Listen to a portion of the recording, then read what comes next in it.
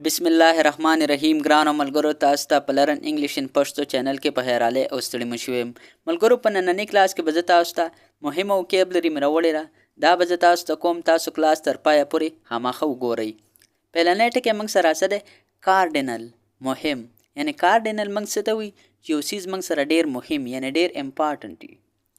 ډیسټیټیوټ کنګال ډیسټیټیوټ موږ هغه کس ته وایي چې یو کس سره مکمل پیسې نه یعنی ډیر زیات غریبي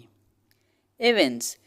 څه ته ویل شي ښکارا کول یعنی یو څیز ښکارا کولو ته موږ په انګلیش کې څه ویلی شو ایونز یعنی دې ته موږ ډسکلوز هم ویلی شو پوسټر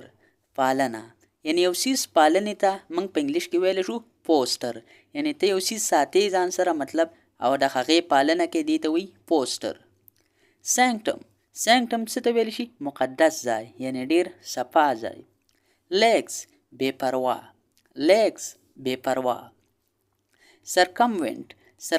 څه ته وي ګیرول یعنی یو څیز ګیرولو ته موږ په انګلیش کې څه ویلی شو سرکموینټ کولیشن یو ځای کېدل یعنی یا یو کېدل یعنی کولیشن څه ته ویلی شي اوس مثال خبره تاسو چې رقمې پاټینې دي دا خپل منځ کې رایوځای شي نو دې ته په انګلیش کې ویلی شي کولیشن لیمنټیبل خراب یعنی موږ دا څیز ډیر خراب دی یعنی په هغې باندې د افسوس اظهار چې څوک وکړي نو دې ته ویلی شي لیمنټیبل لیویټیټ په هوا کې اوچتول یعنی یو څیز په هوا کې اوچتولو ته تاسو څه ویلی شئ لیویټیټ موږ یې لکه دا څیز یاسې په هوا کې اوچت کړی دی یعنی دې ته هم تاسو ویلی شئ لیویټیټ لیوټ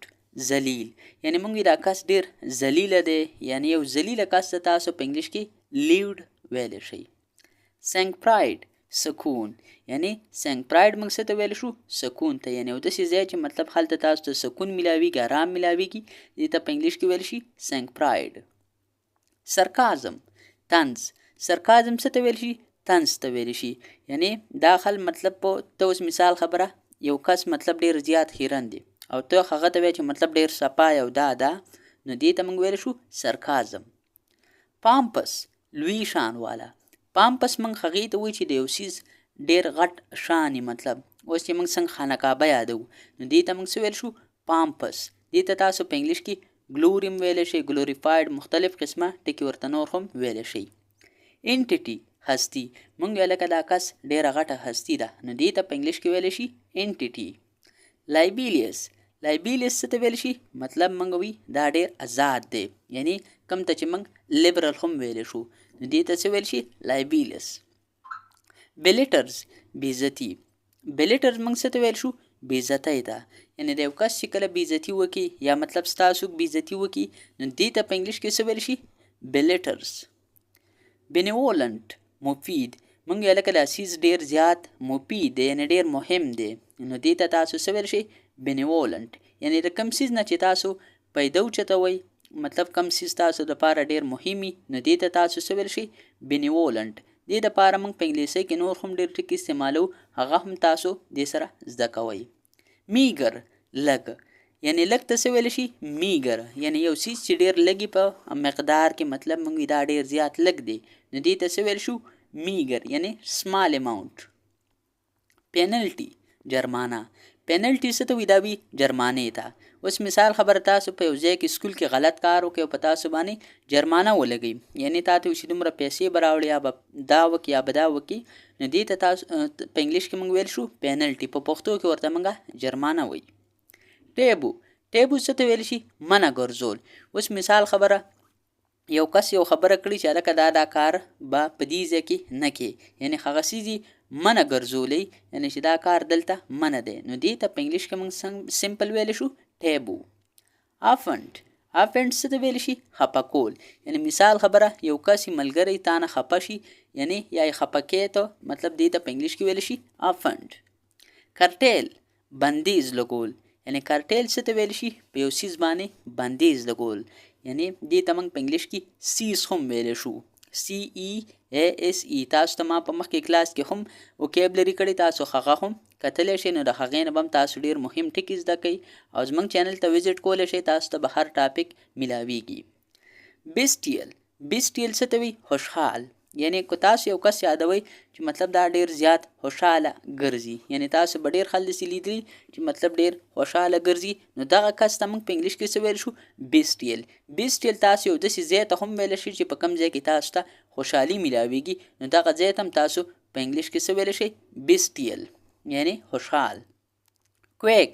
دوکه. دوکې ته په انګلیش کې څه ویلی شي؟ کویک. یعنی تاسو له چا دوکه درکړه یا تاسو چا له دوکه ورکړه، دې ته موږ په انګلیش کې کویک هم ویلی شو. دې ته تاسو ته ما مخکې هم درښودلي چیټ هم ورته وایي، CHEAT، چیټ هم ورته ویلی شي. او دې ته موږ په انګلیش کې ډاج هم ویلی شو، DODGE، ډاج. بلیبر، وخل، یعنی یو څیز وخلو ته څه ویلی شي په انګلیش کې؟ بلیبر. اراټ، اراټ څه ته ویلی شي؟ خراب. یعنی یو څیز چې اوس مثال خبر خراب وي، تاسو له یو کس فروټ درکړي یا بل یو څیز سامان وغیره تاسو دکاندار نه والی او هغه خراب وي، ټیک نه وي، نو دې ته تاسو په انګلیش کې سمپل ویلی شئ اراټ. دې دپاره انګلیش کې مختلف قسمه ټکي استعمالیږي. دا تاسو ته ما په نورو کلاسونو کې هم کړي دي، نو تاسو چینل ته وزټ کولی شئ او تاسو هغه په اسانه طریقې سره زده کولی شئ. او که بیا هم تاسو ته په دې کې څه قسمه مسله راځي، نو تاسو ما ته په کمنټ سیکشن کې کمنټ کوئ. ویسیلیټ، خالی ځای، یعنی یو خالی ځای ته موږ په انګلیش کې څه ویل شو؟ ویسیلیټ. دې ته په انګلیش کې ویکنټ هم ویل شي، VACANT، ویکنټ هم ورته ویل شي. دې ته تاسو امټي هم ویل شي، EMPTY، امټي. سټنټ، ډیر وخت، یعنی سټنټ موږ څه ته ویل شو؟ ډیر وخت. یعنی یو کس مطلب په ډیر وخت په یو ځای کې مطلب یا ډیر وخت ته تاسو په انګلیش کې سمپل لازده کې چې دې ته موږ ویل شو سټنټ. الیویټ، الیویټ څه ته ویل شي؟ کمول. اوس مثال خبره تاسو له یو کس پیسې درکړي او د هغې نه تاسو مطلب لږې بل چاله ورکوي، یعنی دا پیسې تاسو کمې کړئ، دې ته تاسو په انګلیش کې الیویټ هم ویلی شئ. یعنی تاسو سمپل لازده کوئ چې یو څیز چې کله په مقدار کې یا په تعداد کې کمی، دې ته به تاسو په انګلیش کې څه ویلی شئ؟ الیویټ. ملګرو، دا و زمونږ نننی کلاس چې پای ته ورسېدو. اوس ماله اجازت راکئ، انشاءالله تاسو سره به په یو بل نوي کلاس کې ملاقات کیږي. د خپل ځان ډیر خیال ساتئ او ما په خپلو دواګانو کې هم یاد ساتئ. د الله په امان.